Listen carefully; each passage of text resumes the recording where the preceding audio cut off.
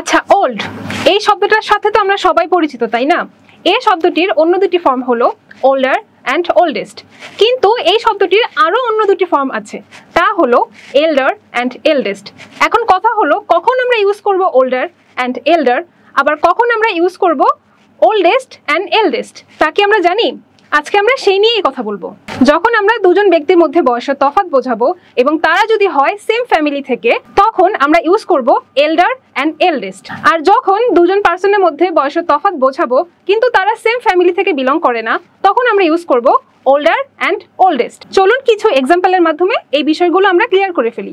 যেমন আমরা বলতে পারি Meena is my elder sister.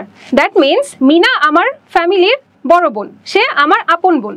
সেই একই নিয়ম হবে এল্ডেস্টের ক্ষেত্রেও, যেমন বলা যায় Meena is the eldest one in my family, তার মানে মিনা আমার ফ্যামিলির সবচেয়ে বড় বোন। এখন চলে যাই ওল্ডার অ্যান্ড ওল্ডেস্ট, এই দুটো শব্দ কি করে ইউজ করব তার কিছু এক্সাম্পল দেখে নিই। যেমন বলা যায় Rashed is older than Raju, তার মানে রাশেদ এবং রাজু দুজনে কিন্তু সেম ফ্যামিলি থেকে বিলং করে না, তারা দুজন ভিন্ন পার্সন। সো এখানে তাদের বয়সের তফাৎ বোঝাতে আমরা ইউজ করলাম ওল্ডার। ঠিক একই নিয়ম আমরা ইউজ করব ওল্ডেস্টের ক্ষেত্রেও। যেমন বলা যায় Rashed is the oldest teacher in our college.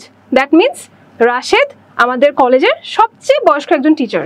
So এ থেকে আমরা শিখলাম যখন আপন ভাই বোনদের মধ্যে বয়সের তফাৎ বোঝানো হবে তখন ইউজ করব এল্ডার অ্যান্ড এল্ডেস্ট। এছাড়া যখন আপন ভাই বোনদের বাহিরে অন্য কারোর সাথে আমরা যখন বয়সের তফাৎ বোঝাবো তখন ইউজ করব older and oldest.